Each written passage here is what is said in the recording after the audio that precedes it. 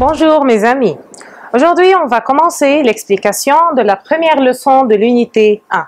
Il s'agit des nombres entiers relatifs. Voyons qu'est-ce qu'on a ici. Voilà, on a déjà étudié l'ensemble des nombres naturels. Si je vous demande quels sont les nombres que vous connaissez, vous allez me dire ce sont 1, 0, n'oubliez pas le 0. 1, 2, 3, vous avez déjà appris ça dès la maternelle. On appelle ces nombres-là l'ensemble des nombres entiers naturels. Et on peut représenter ces nombres-là sur la droite numérique. Comme vous avez déjà appris, on commence de 0, ensuite 1, 2, 3 et ainsi de suite. Et ces nombres-là, je ne peux pas préciser quel est le plus grand nombre que j'ai. Alors, c'est un ensemble des nombres infinis. Et on symbolise ces nombres-là par le symbole n. N pour les nombres naturels. Mais si je vous demande maintenant, si on vit dans un pays, par exemple, un pays froid, et on veut déterminer la température, et c'est moins que 0. Alors, la température va être moins 2, moins 3, moins 1, comme ça. Comment peut-on exprimer ces nombres-là? Avec les nombres naturels, on ne peut pas exprimer ces nombres-là. Alors, on a besoin d'autres ensembles de nombres où c'est plus grand, où il y a beaucoup de variétés des nombres, et où il y a des nombres négatifs pour pouvoir exprimer plus de choses dans notre vie. Alors, cet ensemble est appelé l'ensemble des nombres entiers relatifs. En général, on le symbolise par Z, et on peut le représenter sur la droite numérique comme ça. Voilà le 0, 1, 2, 3 et ainsi de suite. Ça, ce sont les nombres naturels. On a ajouté les nombres négatifs. Et ces nombres-là sont inférieurs à 0. Alors, on les place à gauche du 0. Et à droite du 0, ce sont les nombres qu'on appelle les nombres positifs. Et voilà les nombres négatifs, moins. Ce sont les mêmes nombres, mais il y a moins. Et les nombres positifs sont le moins et le 0 au milieu. Je répète, on symbolise cet ensemble-là par Z. Alors, voyons, pour mieux expliquer l'ensemble des nombres entiers relatifs, c'est plus clair ici. Alors, voilà les nombres positifs. Voilà les nombres positifs. Et voilà les nombres négatifs. Au lieu d'écrire positif et négatif, puisque tous ces nombres-là sont nommés Z, alors je peux mettre ici Z plus, ou bien Z positif. Je préfère l'écrire Z plus. Alors, et ici, ce sont les Z moins, parce qu'il y a moins, le signe moins. Et au milieu, c'est le 0. Est-ce que 0 appartient à ces nombres-là positifs ou bien à ces nombres-là négatifs? Ni ça, ni ça. Le 0 est un nombre unique. Il est ni positif, ni négatif. Alors, le 0, c'est comme le miroir de la droite numérique. Les nombres qui sont à droite, ils ont des autres nombres qui lui ressemblent à gauche, mais avec le signe moins. On appelle ce nombre-là l'opposé. Voilà, 1, c'est comme le 1, mais moins 1. Alors, c'est son opposé. Voilà, c'est comme le miroir. C'est comme le miroir. Et 2, son opposé est moins 2. À une même distance du 0, mais à gauche. Alors, cette distance-là, c'est 2 pas. Et cette distance-là, c'est aussi 2, mais dans l'autre sens. On exprime l'autre sens par le signe moins. Voilà, 3, son opposé est moins 3. Alors, chaque nombre à droite du 0 a un opposé à gauche du 0. Je répète, ces nombres-là sont appelés les nombres positifs et ce n'est pas nécessaire de mettre plus avant les nombres. Puisque je dis 2, c'est-à-dire c'est plus 2. 3, c'est plus 3. Ce n'est pas nécessaire d'écrire plus. Et c'est bien nécessaire d'écrire moins. Voilà. On peut écrire un résumé de ce qu'on vient de dire. Z plus, ce sont les nombres entiers relatifs positifs, 1, 2, 3, etc. et ainsi de suite, parce que c'est un ensemble infini. Je ne peux pas préciser quel est le plus grand nombre, ni de ce côté-là, ni de l'autre côté. Alors, Z-, c'est l'ensemble des entiers relatifs négatifs, c'est -1, -2, -3 et ainsi de suite. Alors, je peux écrire tout ça autrement. Les nombres entiers relatifs Z, c'est quoi? Sont la droite numérique. C'est Z-, c'est-à-dire les nombres entiers relatifs négatifs. Union, c'est quoi union? C'est-à-dire et.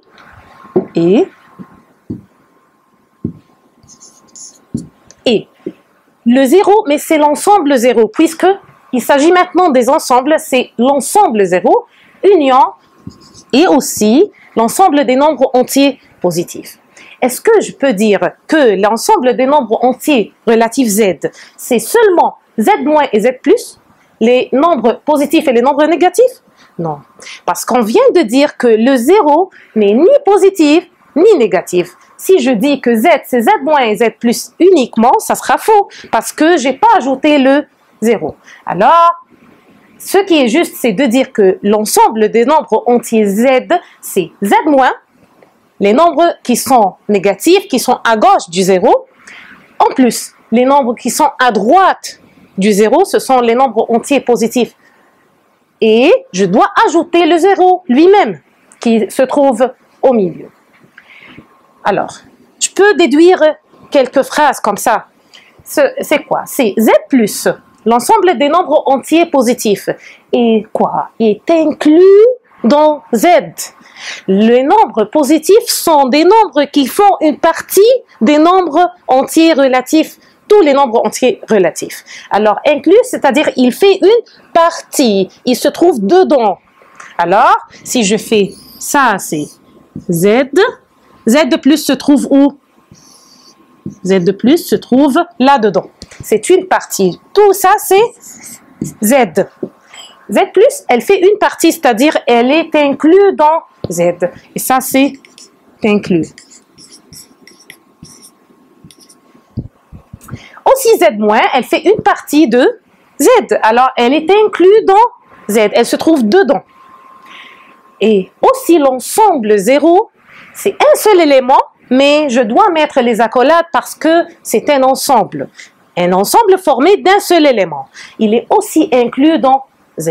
Alors Z, elle est formée de 3 parties. Z+, et Z- et l'ensemble 0. Voyons, qu'est-ce qu'on a? Ce sont les remarques qu'on vient de dire et j'ai ajouté d'autres choses. L'ensemble des nombres entiers relatifs est infini.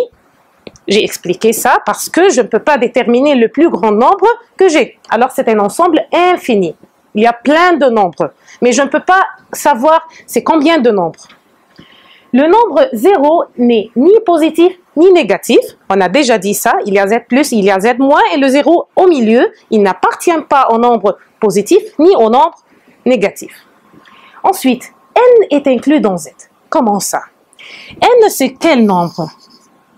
N commence du 0.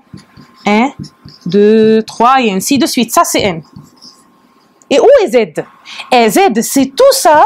Ensuite, on ajoute aussi le -1, le -2 et ainsi de suite. Alors, tout ça, c'est Z. Et N, elle fait une partie de Z. L'ensemble des nombres naturels fait une partie de l'ensemble des nombres entiers en général. Alors, Z, elle est dedans dans Z. Elle est inclue dans Z. Et je dois utiliser le symbole de l'inclus et non pas ce symbole-là de l'appartient. Parce qu'il s'agit maintenant des ensembles. Alors, j'utilise inclus et n'est pas inclus. D'accord? Ça, pour les éléments seulement. Numéro 4, chaque nombre a un opposé. Bien sûr, on a déjà dit que la droite est formée du 0 au milieu, ensuite les nombres positifs et les nombres qui leur ressemblent à gauche, à droite et à gauche. Alors, ici j'ai 1, ici j'ai -1. 2 et -2.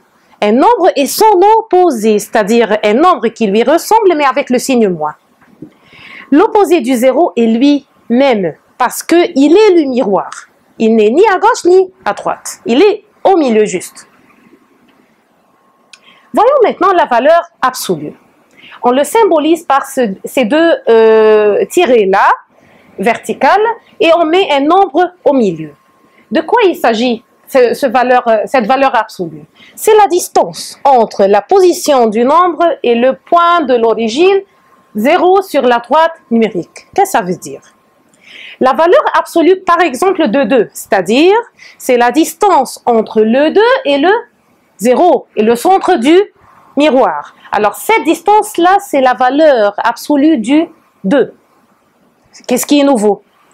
Ce qui est nouveau, c'est que si je demande la valeur absolue de moins 2, c'est-à-dire, c'est la distance entre moins 2 et 0. C'est quoi la distance? Cette distance-là, c'est égal à combien? C'est égal à moins 2? Non. Je ne peux pas mesurer une distance négative. Avec la règle, si je mesure cette distance-là, elle va me donner 2 cm ou bien 2 unités. Alors, cette distance-là est aussi 2, est égale à cette distance-là. Alors, quand il s'agit de la valeur absolue, je n'ai rien à faire avec le signe. Pourquoi? Parce que c'est une distance et la distance est toujours positive. Alors, comment je symbolise ça ou bien comment j'écris ça? La valeur absolue de 4, c'est-à-dire la distance entre 4 et le 0, alors c'est 4. 4 unités ou bien 4 cm, comme vous voyez, c'est 4 unités parce que ce n'est pas un centimètre exact. La valeur absolue de moins 4, c'est quoi? C'est la distance entre moins 4 et le 0. Si je mesure ça, je vais trouver que c'est aussi 4. Alors, en général ou bien en somme, que fait la valeur absolue? Il enlève le signe moins. Si je trouve un signe moins, il l'enlève. Et s'il n'y a pas un signe moins, alors il ne fait rien. Je répète, la valeur absolue. S'il trouve un signe moins, il enlève. Et s'il n'y a pas de signe moins, alors il ne fait rien, il ne change pas le nombre. Il ne fait rien avec le nombre. Remarque, le nombre et son opposé ont la même valeur absolue. Comme on vient de voir, la valeur absolue de 4 ou bien de moins 4, les deux réponses sont, à la fin, c'est 4. Alors, le nombre et son opposé ont la même valeur absolue puisque c'est une distance. La distance est toujours, quoi?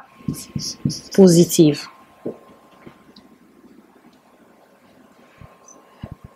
Voyons cet exercice-là, voyons si vous avez bien compris. Trouve là ou bien les valeurs absolues, les valeurs de B dans les cas suivants. Maintenant, on a valeur absolue de moins 9 est égale à B. Quelle est la valeur de B? Qu'est-ce que je viens de dire? Si j'ai ce symbole-là ou bien la valeur absolue, il enlève le moins. Alors, le moins 9, elle deviendra 9. Et je mets l'égal. Ensuite, j'écris B. Alors, B est égal à combien? Enfin, B est égal à 9. Parce que la valeur absolue de moins 9 est 9. Mais ici, dans le numéro 2, il y a quelque chose de spécial. Ça, c'est la valeur absolue de quelque chose que je ne connais pas, d'un inconnu B. Je ne sais pas si ce B est plus ou moins. Est-ce que B est un nombre positif ou bien un nombre négatif? Je ne sais pas. Alors, je ne sais pas s'il y a un moins ici que je vais enlever ou bien j'ai pas de moins. Mais j'ai égal à 3. Alors, la réponse de ça est 3. Alors, qu'est-ce qui était dedans? Entre le symbole, qu'est-ce qui était dedans? Est-ce que c'était 3? Oui. La valeur absolue de 3 est toujours 3. Mais aussi, il y a un autre choix. La valeur absolue de moins 3 est égale à combien? Est égale aussi à 3. Alors, qu'est-ce que je remarque ici? Si j'ai la réponse qui est 3, et je ne sais pas qu'est-ce qui était dans la valeur absolue, alors ce nombre-là ou bien ce B, l'inconnu, pourra être ou bien 3 ou bien moins 3. Alors, B pourra être 3 ou moins 3. Je peux écrire B égale 3 ou moins 3. Est-ce que c'est clair? Voyons ici qu'est-ce qu'on a. Un autre exercice, mais vrai ou faux en justifiant ta réponse. 0 appartient à Z-. Est-ce que le nombre 0, il appartient au nombre négatif? Rappelez-vous un peu, au début de la leçon, on a dit quoi? Que le 0 ni positif, ni négatif. Alors, cette phrase est fausse. car 0 n'est ni positif, ni négatif. 0, ni. Alors, numéro 2, Z-, ça c'est quoi? Inter Z, c'est-à-dire qu'est-ce qui est commun entre Z- et Z? Ce qui est commun. Ça c'est inter ou bien le commun. Entre Z- et Z, c'est l'ensemble vide. Je ne sais pas. Voyons la droite numérique. Où sont les Z-? Les Z-, on commence d'ici ou bien de là? Très bien, d'ici. Les nombres négatifs, ça c'est Z-. Et où est Z? Z, c'est tout ça. Qu'est-ce qui est commun entre ça et ça? Voyons ça avec le bleu. Ça, c'est Z-. Et tout ça, c'est Z. Qu'est-ce qui est commun entre le rouge et bleu? Ce qui est commun, c'est la partie en bleu. C'est-à-dire, c'est quoi? C'est le Z-. Alors, c'est pas l'ensemble vide. Il y a une partie commune entre Z et Z- qui est quoi? Alors ça, c'est faux au début. Pourquoi c'est faux? Parce que Z-, inter Z est égal à quoi? Est égal à Z- la partie bleue. Ce qui est commun entre le rouge et le bleu, c'est la partie bleue, c'est-à-dire Z-. Voyons numéro C. Z plus union N. Union, c'est quoi? C'est-à-dire et. Ça et ça, c'est pas la partie commune. Ça et ça aussi, en même temps. Z plus union N. Où est N et où est Z plus? Z plus commence d'où? Voilà, ici on a Z plus. Ça commence d'où Z plus?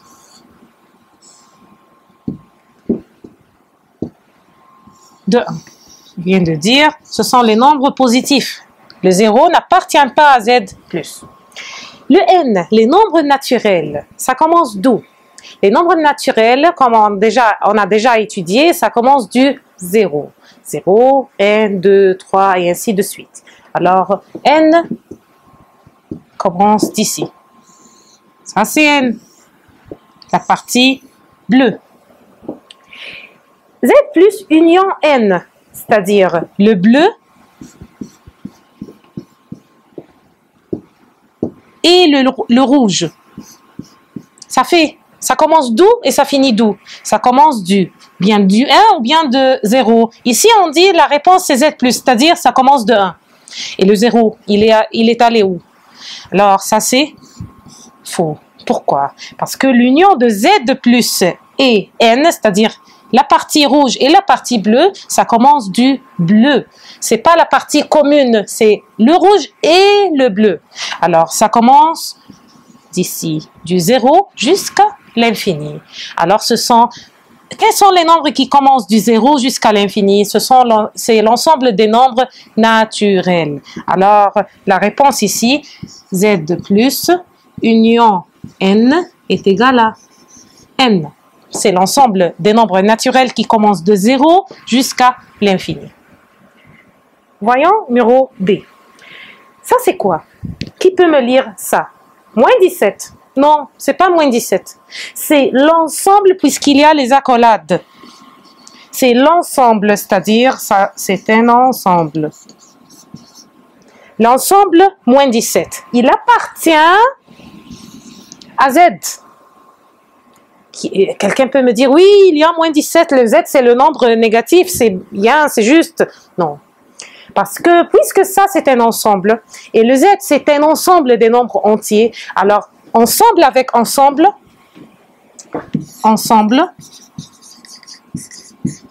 avec ensemble, j'utilise ou bien inclus ou bien n'est pas inclus. Ça, c'est appartient, alors ça, c'est faux. Je dois utiliser le symbole. Oui, le moins 17, il se trouve dans les nombres entiers, mais je dois utiliser inclus dans Z, dans les nombres entiers. Ou bien j'utilise le signe inclus, ou bien j'enlève les accolades pour que ça devienne un nombre ou bien un élément, mais c'est pas un ensemble. Alors, je le garde comme ensemble et j'utilise le signe inclus. L'ensemble, disons la phrase ensemble, c'est moins 17, bien l'ensemble moins 17 est inclus dans l'ensemble des nombres entiers relatifs Z. J'espère que vous avez bien compris la leçon. Merci et à la prochaine fois.